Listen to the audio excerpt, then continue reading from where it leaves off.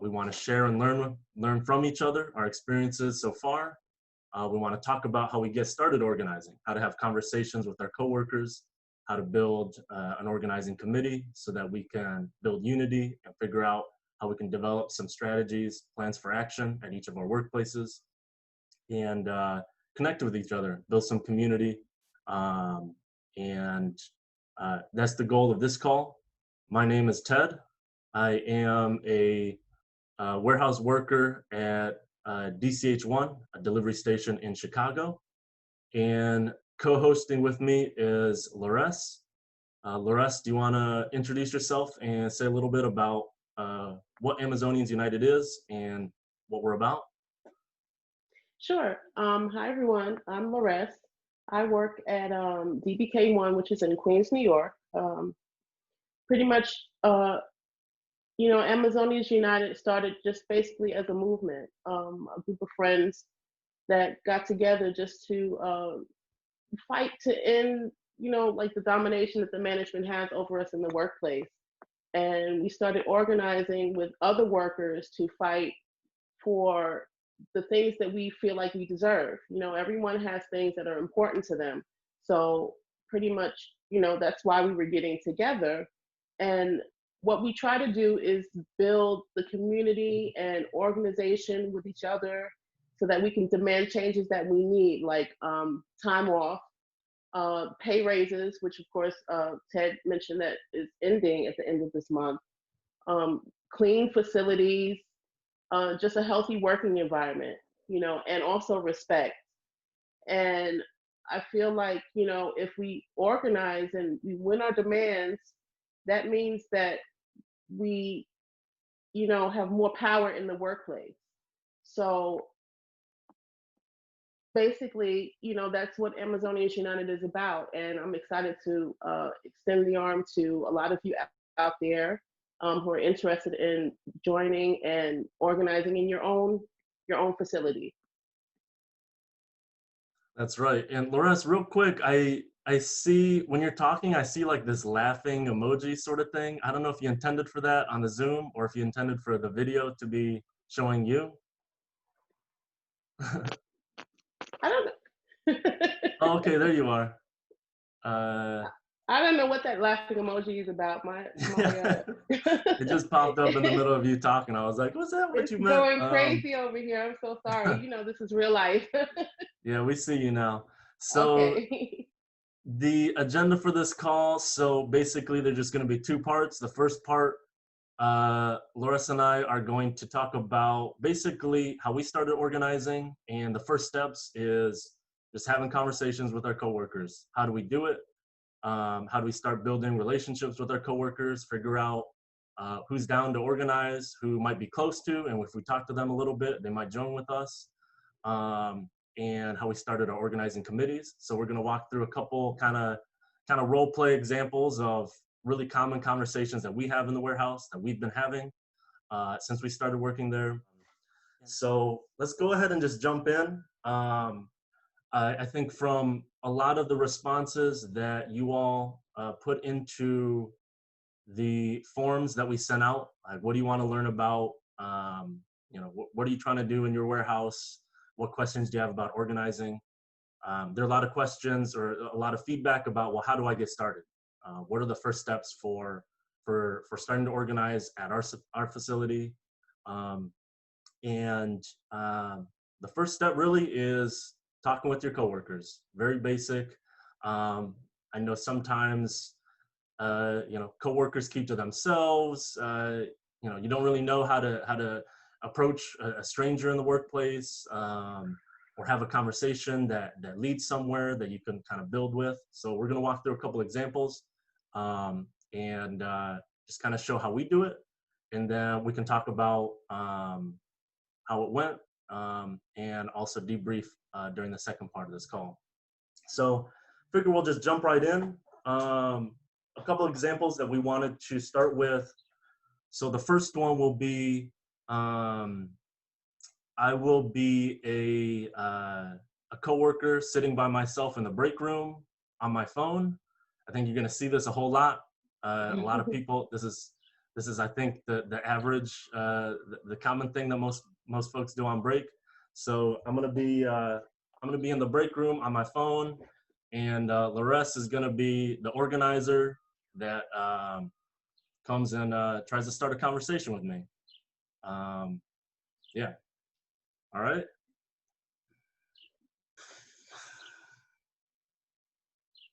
Hey, how you doing? Hey, what's up? Mm. I haven't seen you around. Are you new? Um, yeah, I just started a month ago. Wow, a month ago. Oh, I've been here 7 months. So, what do you do around here? What have they taught you so far? Uh, they've been putting me all over the place. I've been pulling, I've been stowing, I love thing. pulling. I love You love pulling. Don't pulling? you? What? Yes, yes, I love pulling.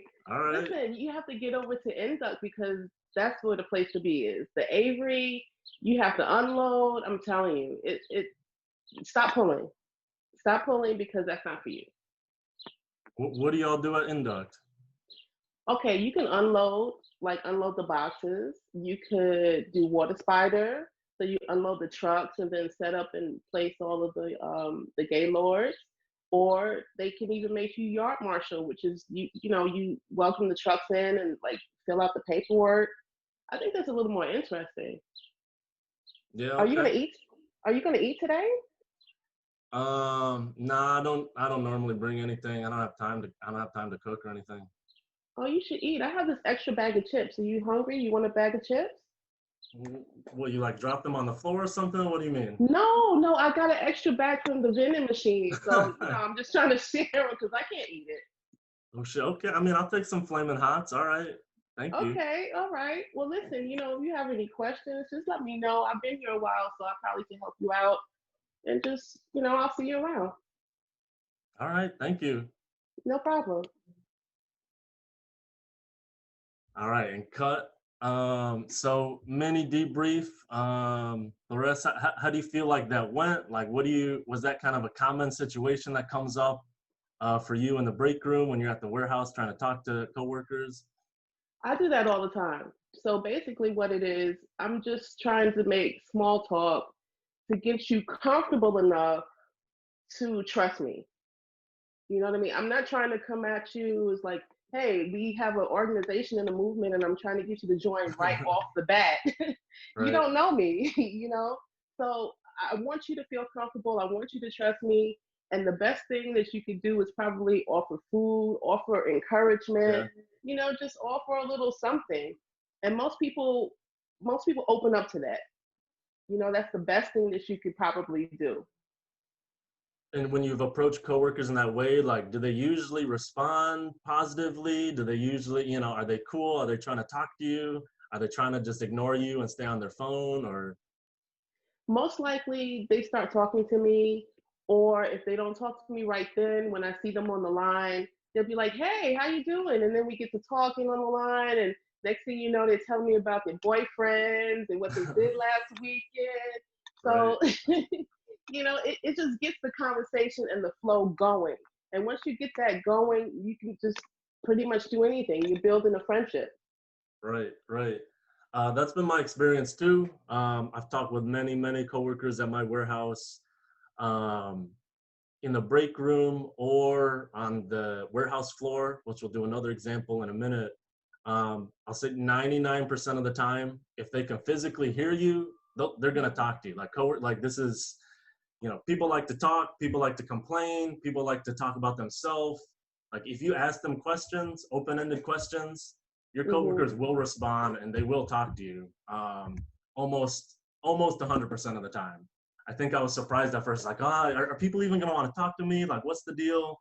Are they gonna think I'm weird? Like, why am I being friendly? No, like, if a coworker walks up and asks a question to someone, almost without fail, like they're gonna talk to you. I mean, you're moving packages, you're doing whatever. If someone's talking to Hmm. you, that's the most interesting thing that's happening at that moment. Right. So people are definitely going to engage. So for this next example, Larissa and I are going to be on the warehouse floor. We're going to be moving packages.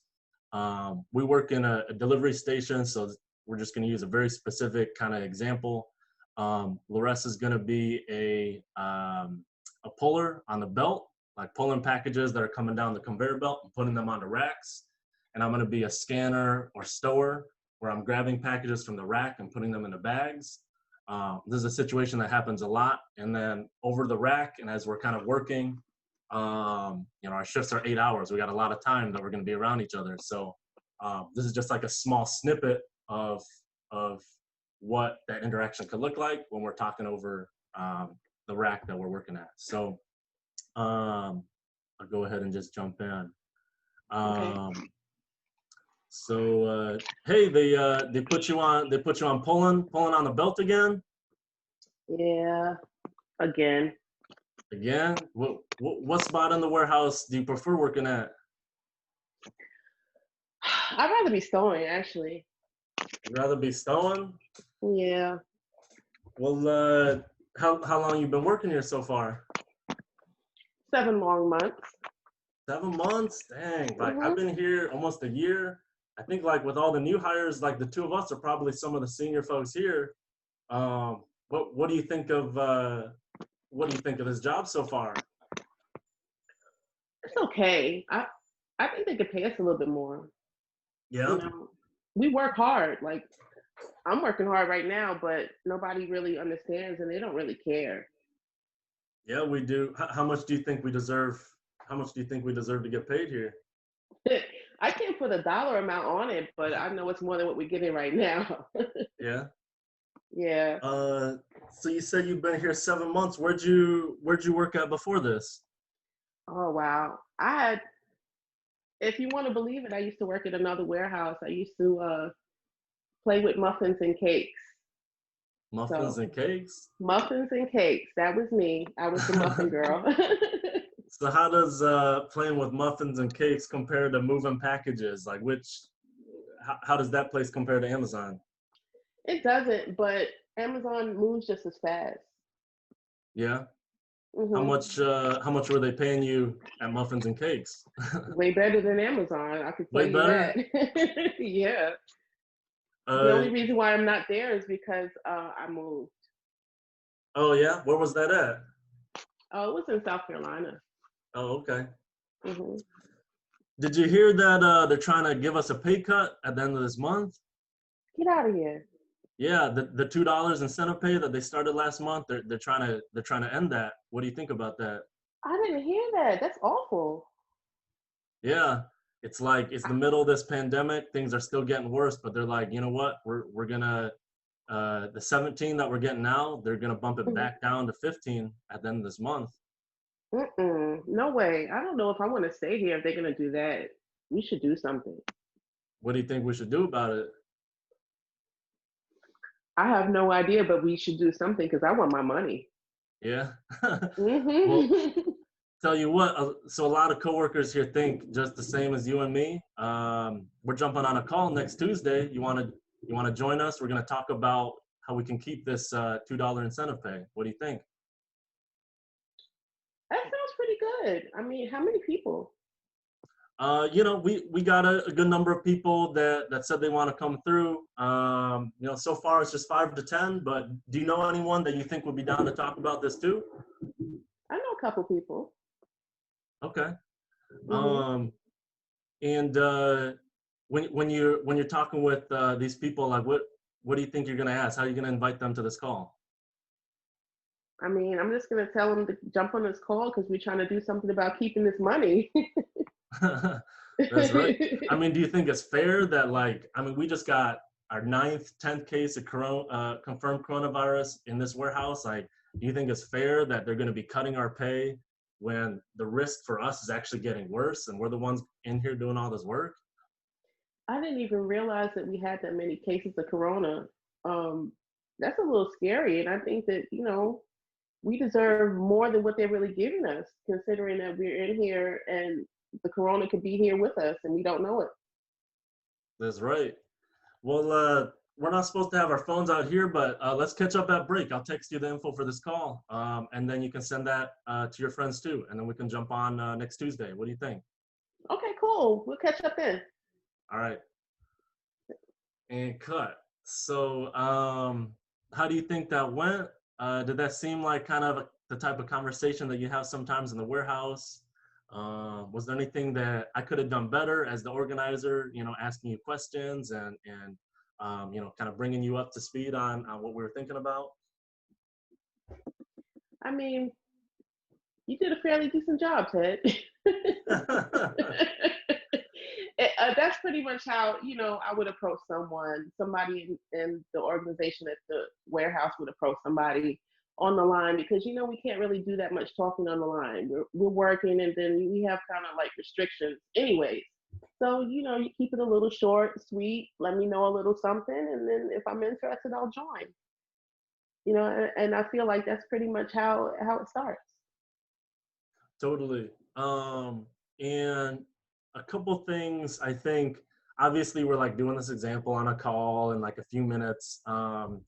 And when you're working, you'll be around some of the same people over a 4 or 8 hour shift, whatever your shifts are at. And so, we kind of condensed it all into one thing, but sometimes, and obviously like they're going to be moving back and forth and like you won't be able to have one continuous conversation, but like, I think some of the things to keep in mind, ask open-ended questions. People like to talk and share their opinions. If you're just talking at them like the whole time, hey, it's messed up that they're taking away our pay. We're pissed. We should do something. You want to, like, why don't we? If you're just talking at them the whole time, like people are gonna be like, okay, cool, wow, that's crazy. You know what I mean? Like people don't like getting talked at. But if you're asking them questions, asking their opinion, how do they feel about this? What do they think that we should do? Then like then they're sharing their ideas. They're actually more engaged with you. And um, you don't have to rush it. Like people are going to be moving around, or even if you're standing in one place, it could be really noisy, and you're trying to shout at each other over the sound of whatever the conveyor belts, and you might ask a couple questions.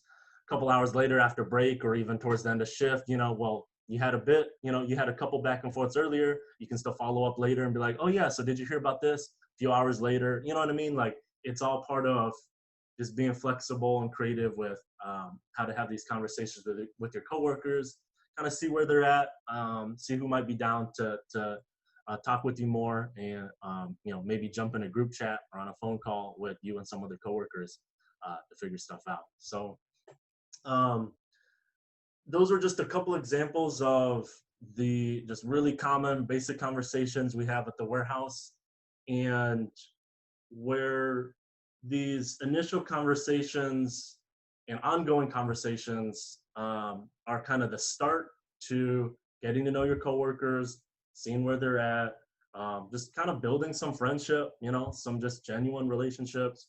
Um, we also, to get organized, want to build up to having some actual organization with our coworkers. And so when we talk about an organizing committee, we're talking about a group of coworkers, and it's like 3 or more people is an organizing committee. That these are coworkers that they want to do something. Like there's bullshit in our warehouses every single day, every single week. There are crises, people getting hurt, pay cuts coming, people getting their pay messed up, managers disrespecting, abusing people, managers not telling y'all about a confirmed case of coronavirus, so on and so forth. There are always issues, and these organizing committees, whether it's on a phone call, a Zoom chat, group chat, a Facebook group, however you're bringing coworkers together, these are the folks that can talk about, hey, there's this issue, like, what should we do about it? Like, should we just roll over and accept it and not even do anything, go in and out, put our heads down? Or should we actually talk about it and try to figure out a plan? How do we talk to more coworkers, bring them in, and continue building from there? And so this next part, we just wanted to talk real quick. Lores and I, both of us, are part of organizing committees at our warehouses. And Lores, how did y'all get your organizing committee started? Like, how did it go from like coworkers that didn't even know each other to you're meeting up and talking about how to make some changes in your warehouse? It started with food. What Yeah, happened was I same. was I was new. I was new, And I didn't know anybody, and a few people approached me, and they were friendly, the same way I approached you, like in that scenario in the break room. They just started talking to me, and the next thing you know, they were offering me empanadas, and I said, okay, sure. The next thing you know, we were having a group meeting about maybe organizing. The next thing you know, we were organizing. Then we wrote the petition. So it kind of all snowballed from there, but they kind of wrote me in with food and conversation. And that's what anybody wants. Everybody wants to feel initiated, they want to feel heard, they want to feel included. And that's how they made me feel. And that's how I try to make others feel so that, we can do this as a community together, not just one single person. Right. But Um, what I heard about your petition and how you delivered it. Tell me a little bit about your petition delivery when you guys marched on the boss. so our organizing committee started actually last year at DCH1 when it was in May, or actually late April to May, just as the summer was about to pick up. Those of you that know Chicago, I mean, it can be mild. It can also be 100 degrees and humid every day. And so we knew that it was about to be the, the hottest time of the year. And just then they basically stopped giving us water in the warehouse. So we used to have refrigerators with bottled water. We had a few of those like really janky like water stations where you have to like put those 5-gallon jugs in, and Mhm. we would be running out of them or they'd be dirty. Like you could literally see just like stuff floating around in it. It's just dirty. Like you don't want to drink that. There's dirt all over the surface because it wasn't clean or there weren't cups there. And so it was actually really early on, shortly after I'd started, someone passed out at our warehouse from dehydration, straight up. Management tried to cover it up. They didn't even try to talk about it. We asked them about it, and they're like, yeah, they passed out from dehydration. And we're like, this is, if they fell off, they could have hit their head. Like that's a life-threatening situation. So like, we're like, this is not okay. We started talking with our coworkers, just like you and I did earlier. What do you think about this? Like, do you think we have enough water in this warehouse? What do you think we should do? People like, yeah, well, have you tried talking to management? We asked management. We wrote it up on the VOA board, like, hey, we need water. Management, like sometimes they would get a little bit and it would run out in like the first 2 days of the week, and then we have no more for the rest of the week. Um, so we got fed up, and finally we are like, you know what? Let's start a petition. Um, but to do that, we need a group of coworkers that are down to actually like, it's not just like one person walking around to get a petition signed. That's not uh, a good strategy. We need a lot. We need at least several people kind of going around. And so we talked with a lot of folks to schedule a meeting outside the warehouse. And it's like, are you pissed about us getting no water too? We're trying to do a petition. You wanna meet up and talk with other coworkers that also care about this? Um, we probably invited like 15 to 20 people. Our first meeting was 6 people. We met at a donut shop and we talked about, okay, what should this petition be? Who's down to go around and get signatures? Um, but back to your specific question. So, we got the signatures. We got like 150 signatures on this petition. We just ran around during break, getting people signed on. Like, oh yeah, I want water. People were talking to each other.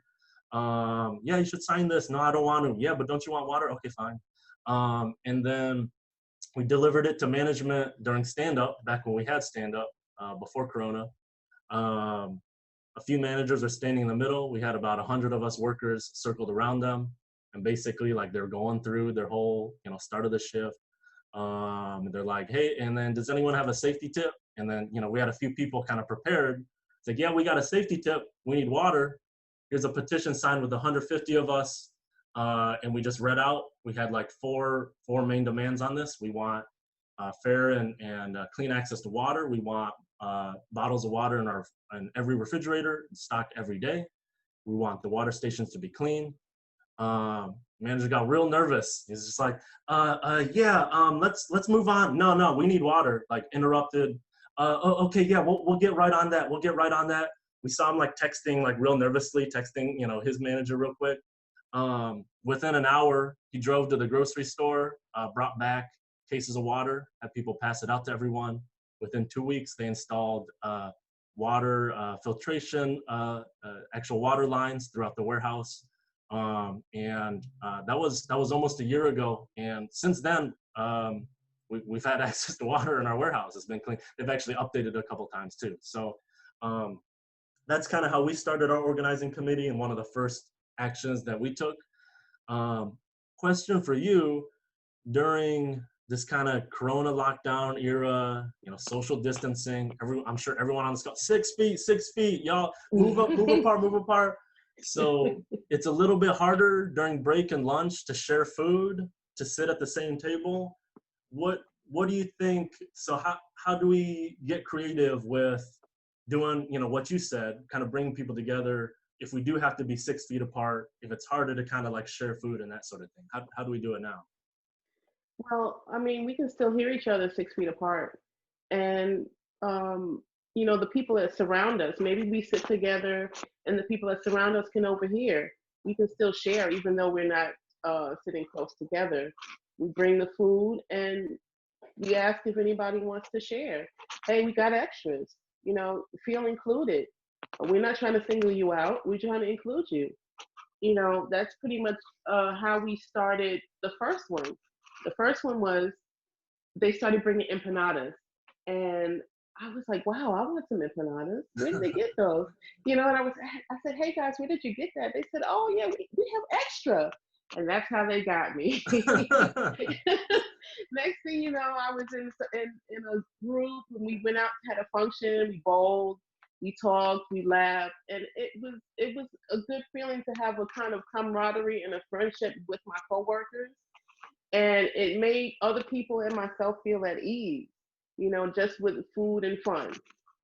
So within the coronavirus, you know, you can easily share, even though they're how they, you know, 6 feet, 6 feet, but you don't have to be close together in order to come together, is what I'm trying to say. Yeah, exactly. I think similar for us, um, it is a little bit more difficult, you know, the distance. We're all wearing masks, so you're kind of talking. It's like, you know, it's muffled a little bit, but everyone's still talking with each other 6 feet apart. Everyone's still sitting in the break room, you know, shouting and stuff. And so it's a little bit harder, but, you know, all the same, having conversations, sharing food, you know, bringing up the issues. I think we can still do them all the same in the break room and while we're working on the warehouse floor. You know, just keep an eye out. Just keep an eye out for those managers patrolling, trying to catch you on your 6 feet or whatever. But other than that, I think it's, you know, it's all the same. So talked a little bit about initial conversations. We talked a little bit about how we started our organizing committees. Both of these are kind of like the first steps for building each of our own worker organizations in our own facilities. And I think it's also important for, you know, we're all connected. We're all employees of the same mega corporation. We all deal with some of the same bullshit, some of the same policies that they're doing. We all got Corona in all of our warehouses. I think for some of these bigger changes, you know, keeping this $2, you know, hazard pay, or they call it incentive pay, or you know, like how we fought for and won paid time off for all part-time workers. This takes more than just one warehouse, like one walkout, one petition, one action at any one warehouse. You know, maybe you can make some small changes for small things within your own warehouse, but to really drive some of these bigger changes, we need lots of us getting organized in many warehouses across the country. Like for the case of paid time off, you know, we had, it was Sacramento, a warehouse in Sacramento that like started a petition there. We did it in Chicago. They did it in New York. You know, we were all kind of lifting up this issue and getting organized and sharing it out with a lot of warehouses a lot of other coworkers in different parts of the country.